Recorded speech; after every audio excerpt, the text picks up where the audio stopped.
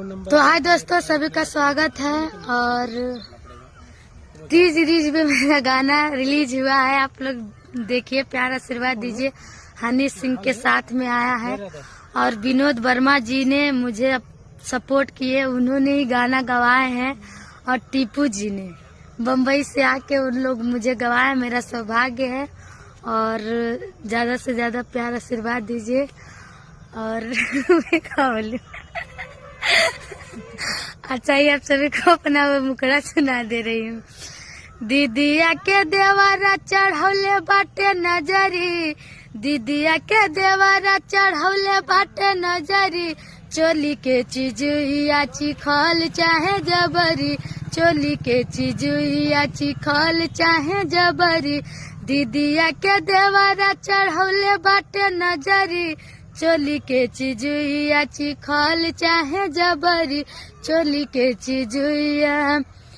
तो मेरा सौभाग्य है कि विनोद वर्मा जी ने मुझे उस लायक समझा। थोड़ा ही गाई हूँ, बाकी गाई हूँ।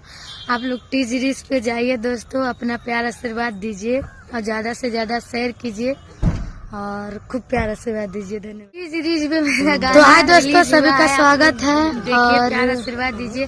टी सीरीज में मेरा गाना रिलीज हुआ है। विनोद वर्मा जी ने प्यार आशीर्वाद दीजिए, सपोर्ट किया। हनी सिंह के साथ में आया है और विनोद वर्मा जी ने मुझे सपोर्ट किए, उन्होंने ही गाना गवाए हैं। और टीपू जी ने ज्यादा से ज्यादा बम्बई से आके उन लोग मुझे गवाया, मेरा सौभाग्य है। और ज्यादा से ज्यादा प्यार आशीर्वाद दीजिए। आप सभी को अपना सुना दे रही हूँ। दीदिया के देवारा, अच्छा ही आप सभी को अपना वो मुखड़ा सुना दे रही हूँ। दीदिया के देवारा चढ़ौले बाटे नजरी, दीदिया के देवारा चढ़ौले बाटे नजरी। चोली के चिजुआ चिखल चाहे जबरी, चोली के चिजुआ चिखल चाहे जबरी।